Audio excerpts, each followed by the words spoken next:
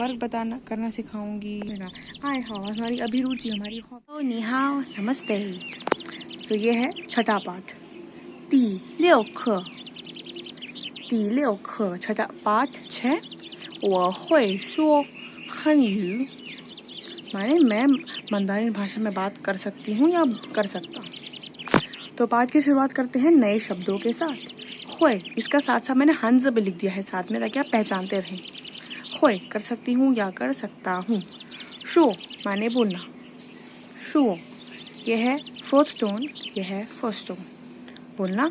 और हान यू, इसका शाब्दिक अर्थ है हान माने हान साम्राज्य था, एक हान साम्राज्य नहीं, एक क्षेत्र था, और हान क्षेत्र के लोग हान कहलाते थे, हान लोग, उनकी भाषा हान यू।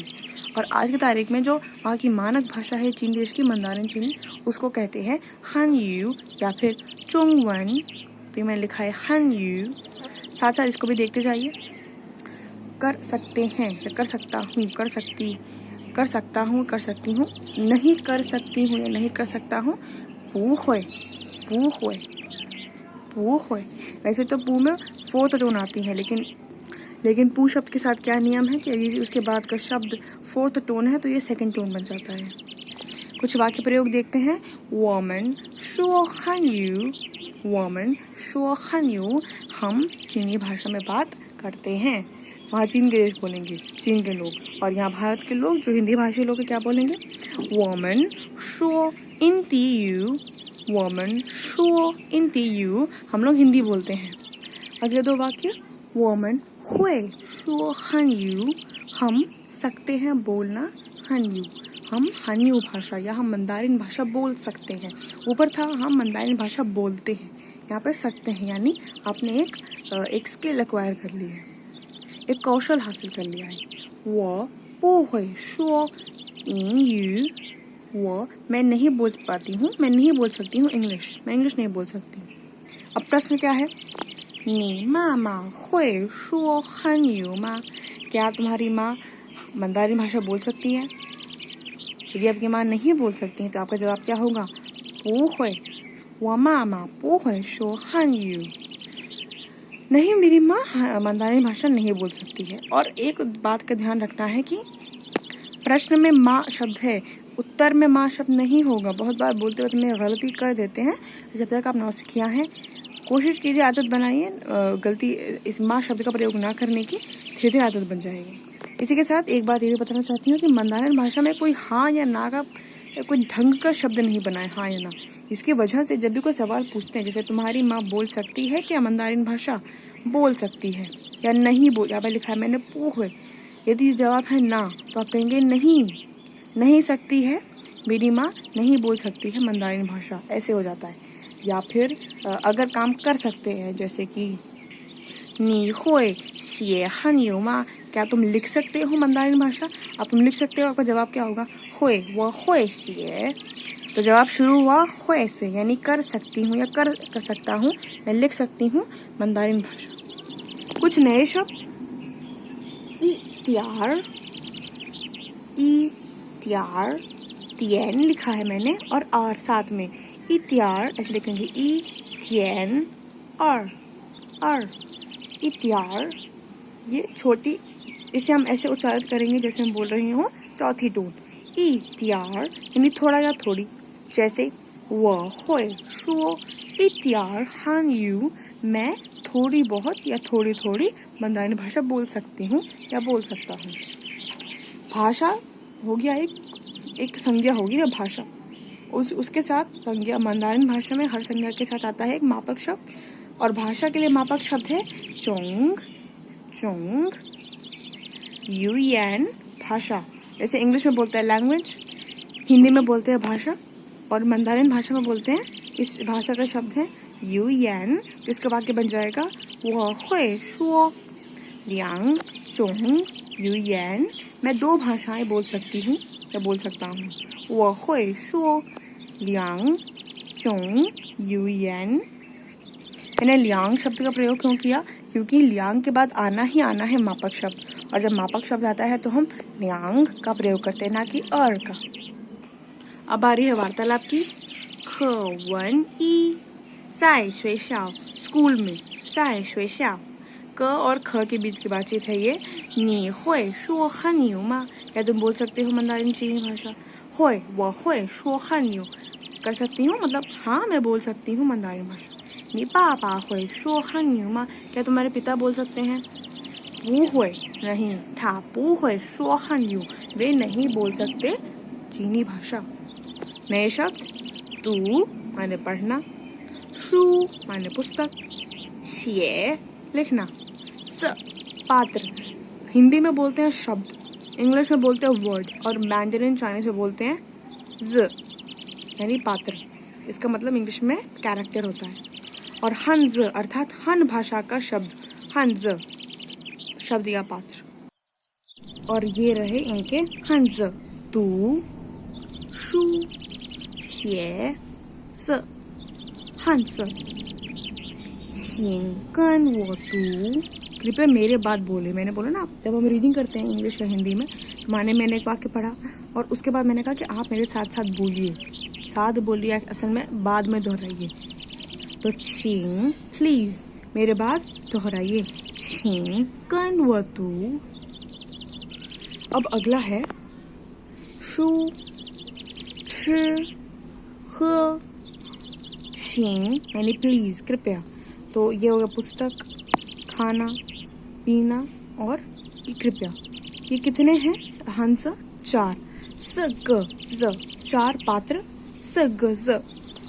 ज भी कह सकते हैं, हंस भी कह सकते हैं। नी होए शिए ज लियांग ग हंस मा। मान लीजिए मैं कहती हूँ पहला दूसरा आपको लिखना है, तो मैं क्या पूछ रही हूँ? नी होए शिए ज लियांग ग हंस मा। क्या तुम ये दोनों, च माने यह है, लियांग माने दोनों, हंस क्या तुम ये दोनों पात्र लिख सकते हो?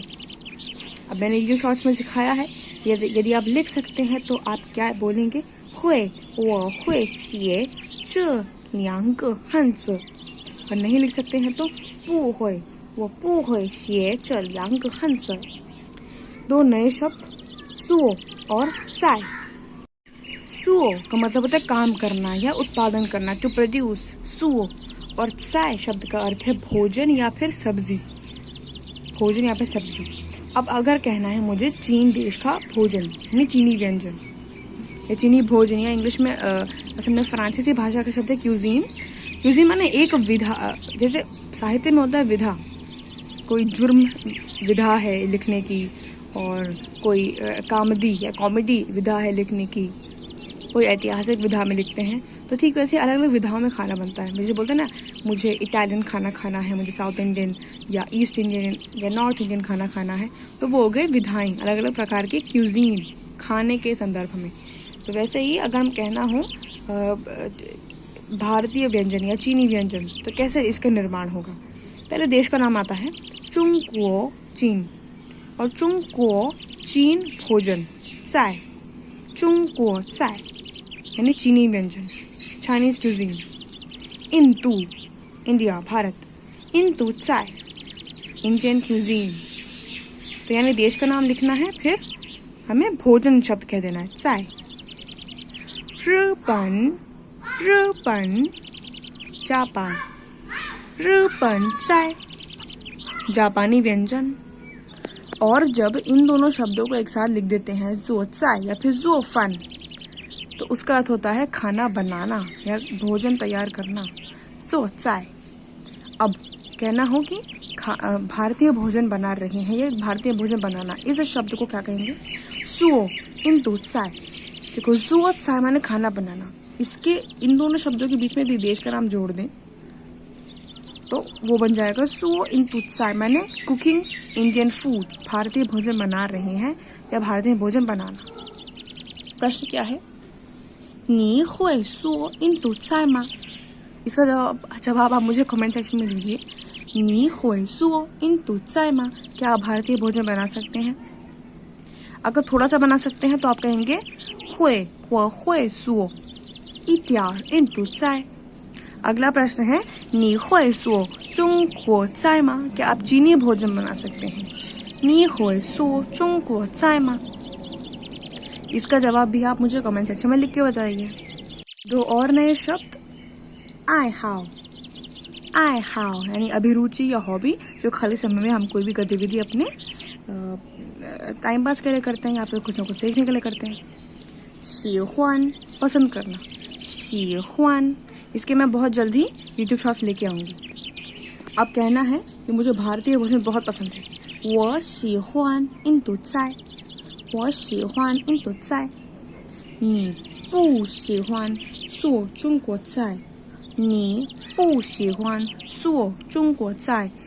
तुम्हें नहीं पसंद बनाना चीनी भोजन, तुम्हें चीनी भोजन बनाना नहीं पसंद। कोई बोल रही है दूसरे से।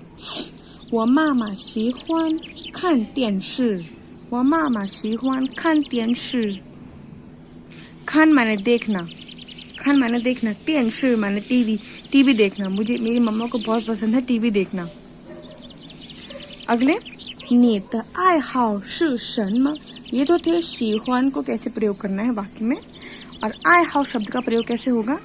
你的爱好是什么? तुम्हारी, 你的 तुम्हारी अभिरुचि है क्या? तुम्हारी अभिरुचि है क्या? तुम्हारी अभिरुचि, तुम्हारे व्हाट आर योर हॉबीज।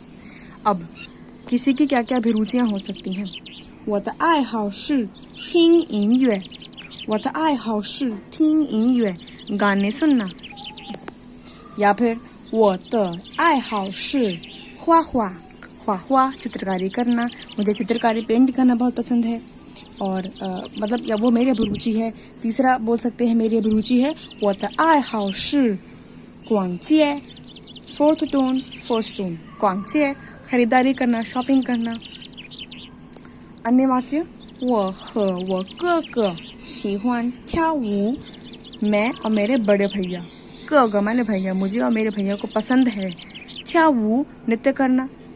我和我哥哥喜欢睡觉， मुझे मेरे भाई को पसंद है सोना, क्रिया है ये। अब गोल्ड वाला सोना मत समझ लीजिए ना। 我和我哥哥喜欢唱歌， 唱歌 मुझे और मेरे बड़े भाई को पसंद है गाना गाना। तो ये कुछ मैंने बता दिए अभिरुचियाँ, और यहाँ पे कुछ बता दिए मैंने क्या क्या कार्य आपको करना पसंद हो सकते हैं। यानी इनसे हमने सीखा आई हाउ और शी ह्वान का प्रयोग।